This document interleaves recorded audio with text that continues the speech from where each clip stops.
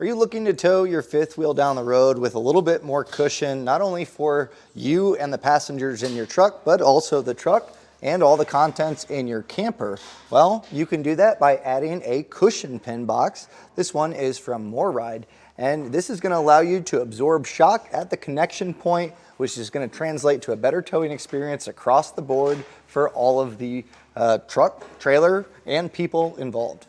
Changing out your pin box from just a fixed style means that with this cushion built in place, you can really add comfort to any fifth wheel that you have, including a wide range of weight capacities, anywhere from 11,500 pounds all the way up to 24,000. So it covers a good majority of fifth wheels out there, as well as different fits to be able to bolt it up. And that's going to include pretty much all of your Lipperts, Leland, Dexter, as well as Fabex. So no matter the fifth wheel you have, more than likely there's going to be an application to allow you to bolt this up, and then within a couple minutes of getting it installed, you'll be ready to hit the road with a much smoother ride.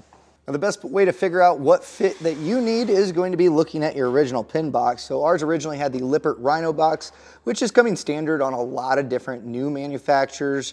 And it's a fine pin box, but again, no cushioning. So we did get the Rhino box fit for ours, but you're just going to want to take a look at your pin box and find the number associated with it. Or if you're having trouble with that, you can reach out to the manufacturer of your camper and figure out exactly which one you have so you can get the fit that's going to bolt up directly to yours. The cushioning is done by having the plate that you can see on the shafts be able to move around, and we have these slide plates on the bottom that make contact. That's going to give you nice smooth actuation as it rotates around, but you have rubber that's inside of here. It's sheer rubber that's going to absorb any of that shock whichever direction you put it, and it's going to bring it back to the center, really allow for any of that movement to be hampered down by that absorption. All that adds to having 3 inches of front to back movement to absorb that chucking. The side to side is also 1.5 inches. So this is really just going to keep everything nice and smooth and keep all of that vibration and jarring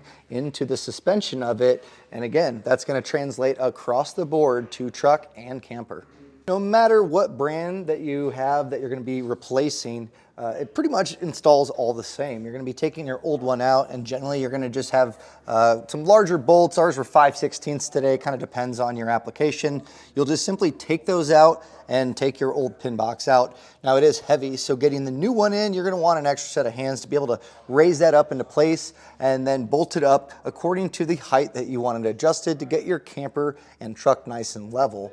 Now, it does really become important choosing the right weight capacity. Just because you have maybe a camper that weighs 14,000 pounds, there's no reason to get something that's rated 24,000. And the reason being is this cushion is designed for that weight. So if you go over, you're really not going to get good absorption. It's going to be wanting more weight for that to really work better. And the same goes, you obviously don't want to get something that's not rated for yours that's not going to be safe. So check out the GVWR on your camper, and you're going to want to account for anything you're going to be loading up in there as well. So if it's a toy hauler, you're going to want the weight with the toys inside of it and any other accessories that you bring along on your trip. So once you get that weight capacity figured out, you can start narrowing it down by getting the proper capacity and then just getting the proper fit for the pin box that you originally had.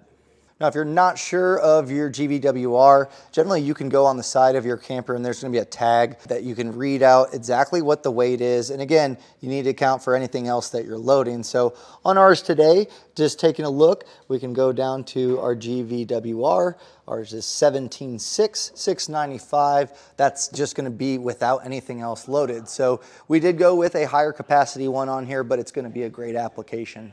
So at the end of the day, it's, yes, going to be replacing your pin box. Is going to hook up and tow just like you did before, but with cushion installed. So really, most of what I can point out is going to be done out on the road and really feeling it from the driver's seat, which is hard to quantify. So take a look at some of our reviews if you're interested in this and see what people say about it. People that have actually been out on the road, used it long term, and see the difference. Something that you might want to think about picking up at the same time if you don't already have one is a lube plate. This will just slide over our kingpin attachment. That's going to make it nice and smooth on our fifth wheel and really cuts down the need for grease, which is kind of nice, keeps nice and clean. So we'll just get this slid in, and I'm going to grab my truck, and we're going to hook this up, take it out for a ride.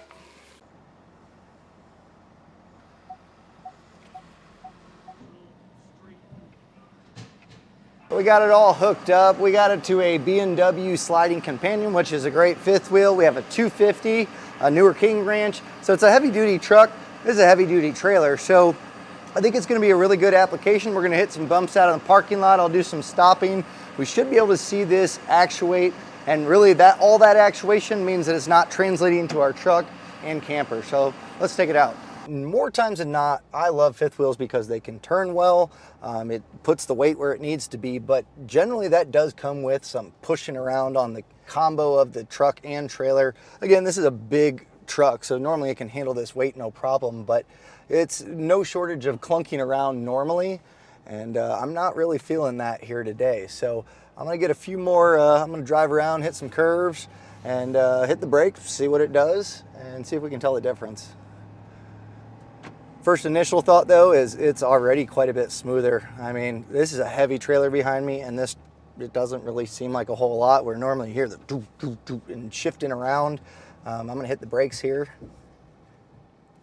Oh man, that's a lot better. Normally that trailer's just pushing you and the truck is feeling it. This was nice and gentle, real smooth. Same thing as I'm pulling away. You can feel that start to cushion as it goes. Definitely a huge difference.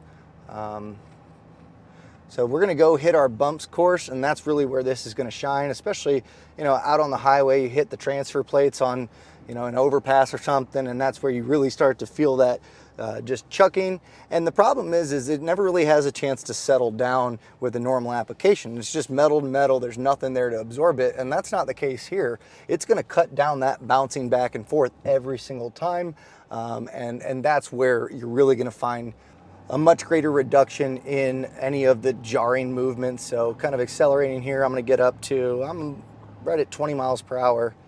We just have speed bumps set up here. Again, this is probably not common that you would just hit speed bump after speed bump, but this is really gonna be a little bit more of an extreme case of something you'd feel out on the road. Now granted, we're not at speeds or anything like that, but yeah, normally at this point with the fifth wheel, it is just pushing you back and forth, and that's not the case here. I can still obviously feel the trailer, but the absorption that's happening is really, really good.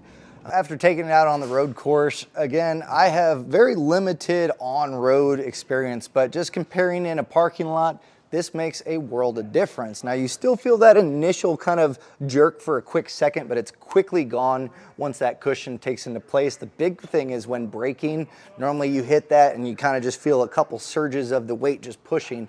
It's not the case here. This really did a great job of absorbing it, and just through a parking lot, hitting bumps, super comfortable. And that means that out on the road, I think you're putting a lot of hours out on the road, it's gonna make a huge difference. You're not gonna have to white knuckle as much. It just gives you a little bit more confidence because you're not getting that jarring motion. And honestly, a big truck like this, when you have a heavy camper, it does start to feel like it's just being pushed around, and this does a really good job of absorbing that and making the truck feel like it's at home.